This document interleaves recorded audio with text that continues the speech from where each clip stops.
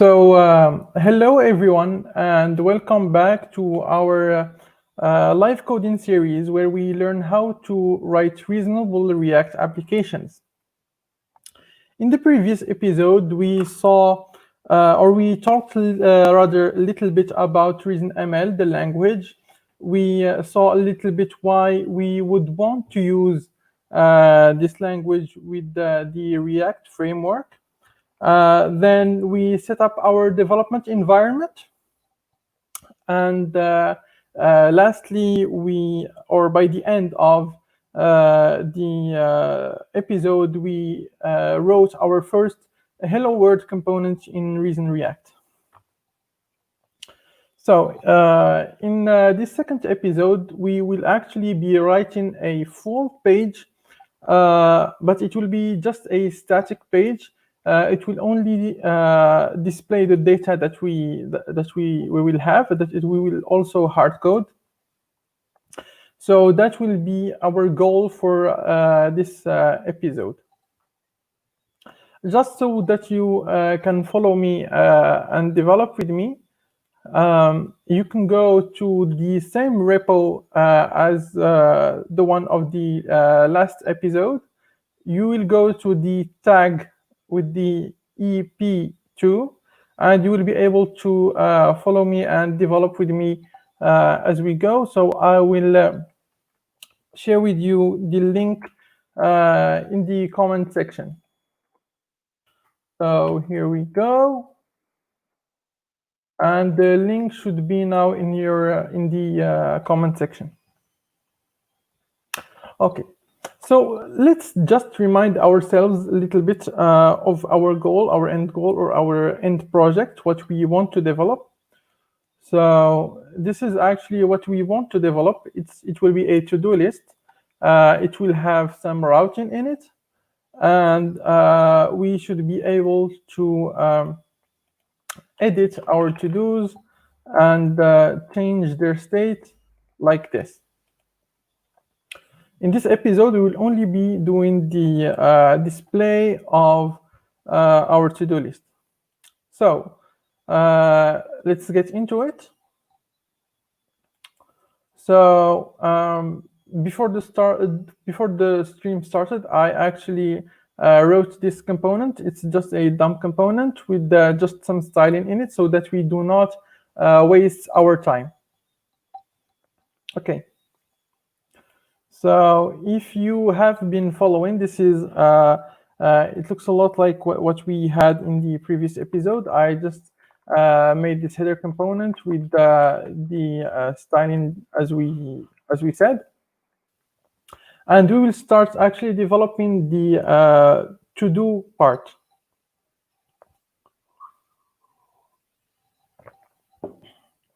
So one of the things about ReasonML is that it makes you think about your types, about the data structure that you want to use and you will be using throughout your application. ولكن the thing is, in ReasonML, changing the type afterwards, so when you use a type and later on you want to change that type, the compiler actually makes that change actually easy, because it will track everywhere where you use that type, and it will make sure that you use the right type for your functions, for your components, and so on. So let's see how we can define a type. We actually use the type keyword, as you see. I'm not sure if you can see the screen well. I believe you can. If you have any questions or suggestions, you can ask them in the comment section, and I will be happy to answer them. So this is how we declare a type. So we have a type to do, and let's say, for example, our to do will have an ID of type integer. It will have a title of type string, and then it will have a completed state of Boolean. So if you're coming from, let's say, TypeScript, actually this will look pretty familiar to you. It's just the type keyword and the shape of the record. And actually, even if you're coming from JavaScript, it's like declaring an object. It's just instead of typing the values, we actually use the type. So we will have an ID of type int and a title of type string and a completed state of type boolean. So now that we have this type, which is to do, what we will be doing actually is writing our to-do component that will do the display of our to-do data. So let's do that. And just like we saw in the previous episode, we will be using a module. So let's call our to-do component to-do with a T. The big T, and as we saw, we will have to annotate or use the React.component annotation, and we will use the make function to create our to-do component. So if this is not clear to you, you might want to watch the previous episode and you will be caught up. So in here we say that our to-do component will actually take a to-do as a prop. So in here we display our props. This is where we declare actually our props. So let's see what we are going to use. So I would say we use a div like this. Okay. So it will be a div, and let's say inside of that div we'll have an input. It will be a checkbox so that it shows the completed state of our to-do. So let's say that it will be of type checkbox. Yeah, and as you can see here, actually the type is actually a keyword in ReasonML, and it's used to declare types. It's just like where you cannot use class in JavaScript. You just actually use you use class name, or to use the for keyword, you use for HTML. The same thing in Reason, since type is a keyword. We will need a trailing underscore. So it will be of type checkbox, and we'll have a value of to-do dot completed, right? Okay, so we have an error here, and it's saying the expression has type bool, but an expression was expected of type string. Okay, so this completion is actually a boolean, as we expect it to be, because it's the completed state, but it's actually telling us that the value is expecting a boolean. And the problem here is that when using the checkbox, we actually want to use the checked property and not the value property. And as you saw here, like, we made a mistake and the compiler notified us right away. We did not have to wait and test our UI and then wonder about why our component is not working. The compiler actually told us why it is not working right out of the gate. So we can correct our mistake. And here we will be using the checked property, and now we have no errors and it's working. So outside of that, we will just be using a span, let's say, and inside of that span we will have a react.string to display actually our to-do dot title. So let's save this. Now, in order to display something in the UI, we will actually need a to-do. So let's create a to-do, and let's give it an ID of 1, a title of, let's say, have fun. Yeah, and then let's say completed being false. Okay, so we can do this. And now all we will need to do is actually use our to-do component with our to-do data to display our to-do. So as you see here, we have not used the classes yet. We did not use the styling yet. We will just make sure that our component actually displays and it's working properly. So we use the to-do component here, and we will use the to-do prop here, and we will pass it the to-do data. We will save this, and okay, so there's a problem here. Actually, we forgot a semicolon. So as you can see here in this to-do component right here, what we had written was something like this, and when we saved it, the compiler or the reformatter actually it changed it to this. So it deleted the part where we need to write the equals and brackets and have a to do, and that's what they call, or what is called actually argument punning. And what that means, if the argument or if the prop has the same name of the data, then you do not need to write equals and all of that other stuff. So now let's check that everything is compiling. So here the compiler tells us that everything is compiling, and the development server reloaded the our page. So let's go, and here you can see here, let's make the page a bit bigger. So you can see here it says have fun. So now let's just add some styling to this. So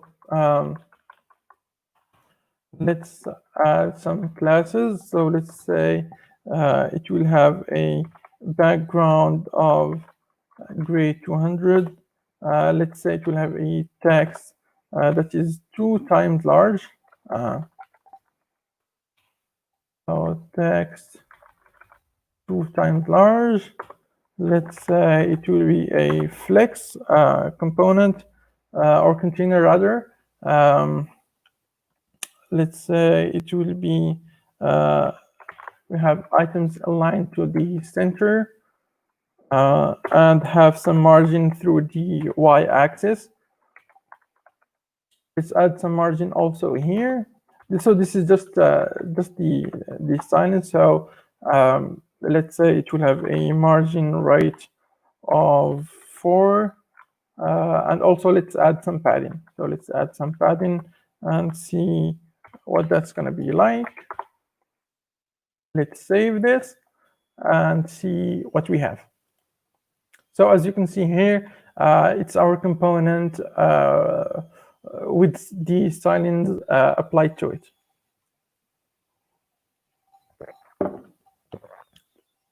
So now we displayed one to-do, and what we want to do now is actually display a list of to-dos. So for our list of to-dos, actually all we need to do is declare our list of to-dos. So let's call this, let's declare our to-dos and say let to-dos, and this is what we call a list in Reason. So let's actually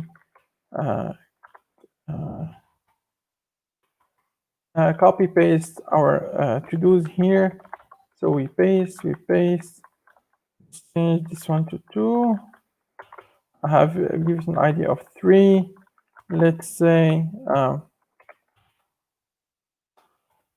learn React, and then let's say learn okay, let's say learn ReasonML, and then let's say have fun. So this one is true and the other two are false. And now let's see how we can display our to-dos. So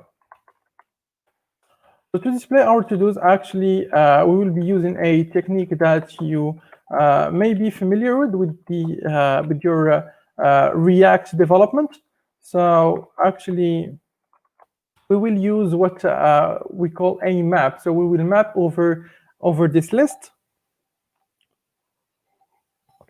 Excuse me.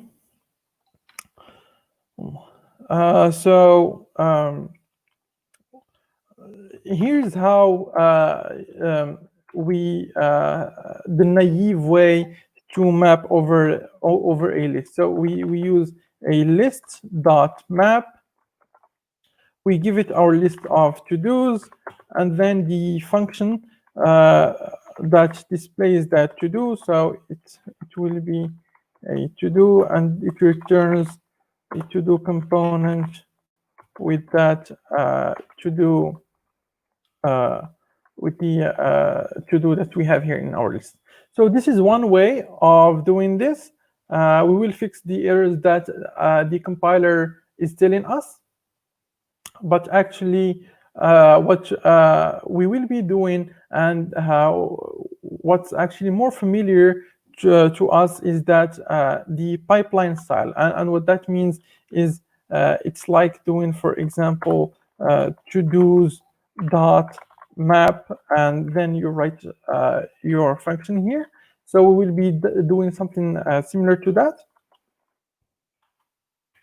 And this is how we use this. So you type your to-dos, and then this is what we call, you send your to-dos to this list.map function.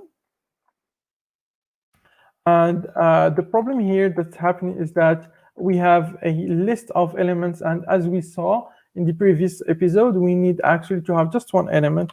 So what we can do is actually, and this is one of the weird things a little bit about Reason React, which is we have to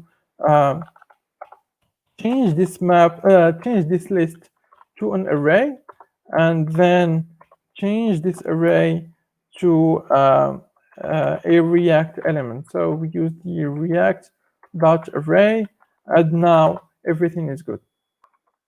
Let's delete this comment, and everything is compiling, and our development server actually reloaded our page. So let's see what's happening here. And as you can see, it's actually displaying our list of to-dos.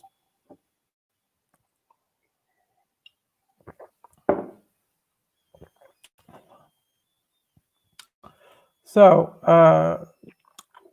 what we did here, I'm going to re-explain this, which is we have our to-dos, and we pass the to-dos to our map function. So this is actually a lot closer to what JavaScript does actually, which is you can write this, or you can change how you write your map functions to something like this. So you can do array.map, and you give it your array of elements like this, and then you give it your map function. I'm not quite sure about, I'm pretty sure, but not quite. So I believe this is how you can write actually the map function.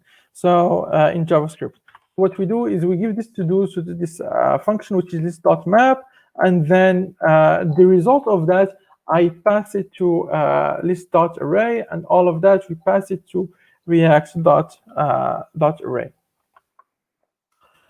So you might be wondering what's the difference between a list and an array. And actually, all we need to do is head to the official documentation.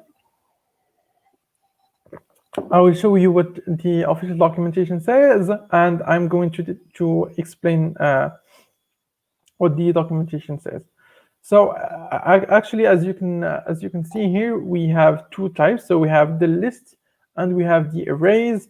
And in this documentation, you can see everything that you can and you want to learn about lists and arrays.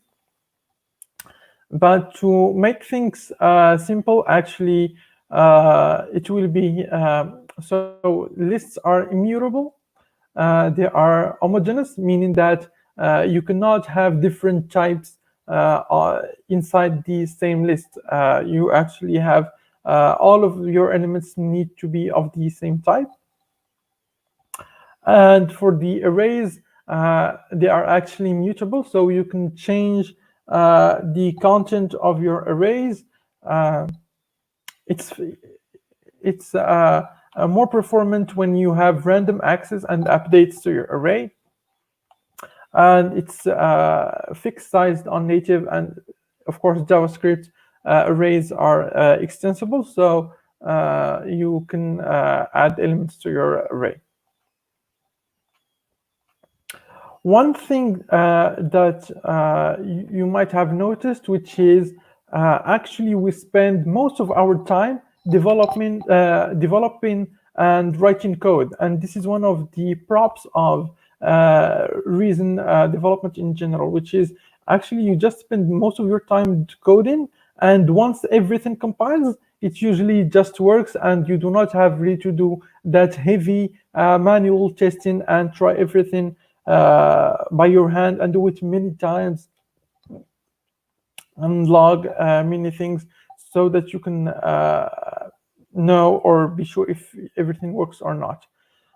So this is one thing that I wanted to point out.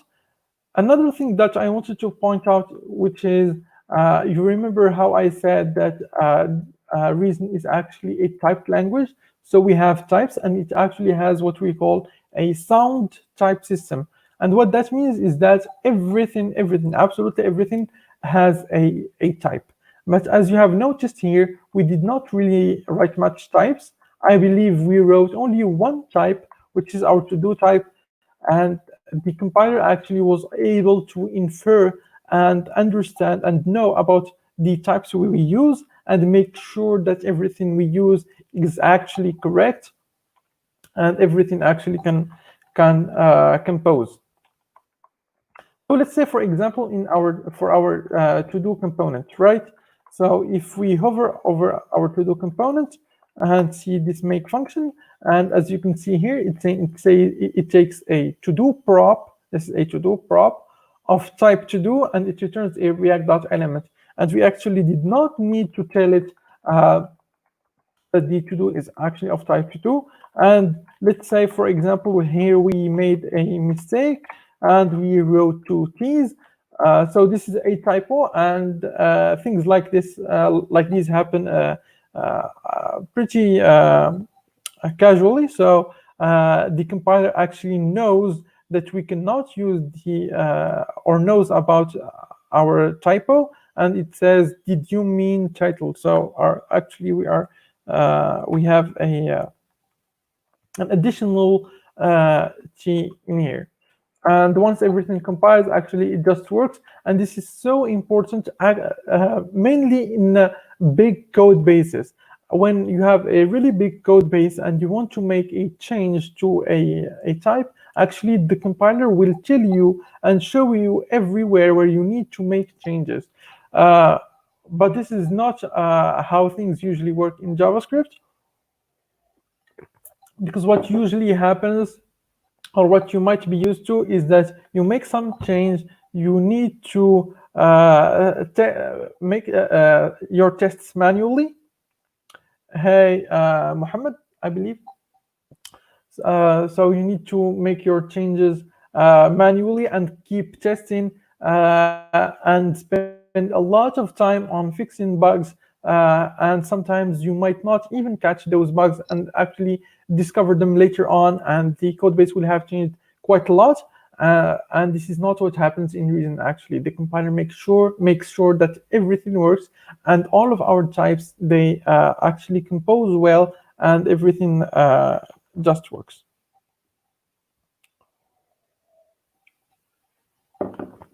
So we can actually say that we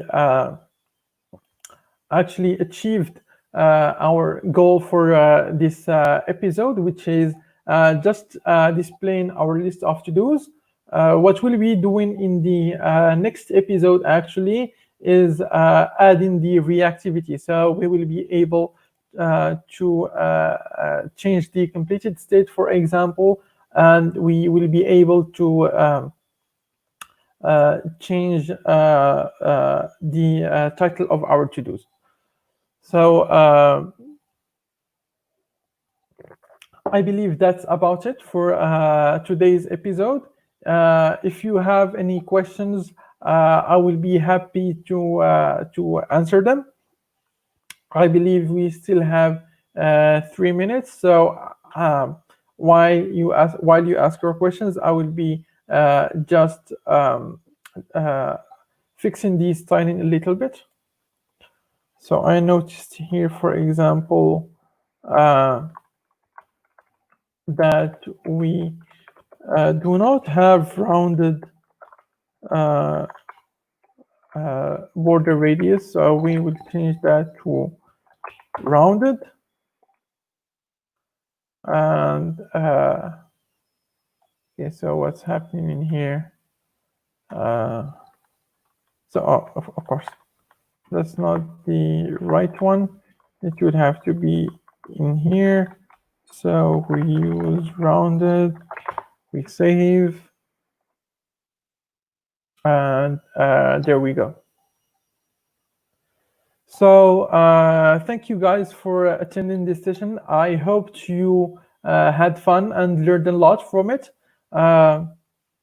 So for the people who are not watching this live, you can actually ask your questions in the comments, and I will make sure to read them and answer your questions in the next episode. So don't forget, it will be the next week, at the same time. So see you guys, and thank you for attending. Do not forget to like our content and share the episode and share the knowledge with your friends. So see you guys. Bye.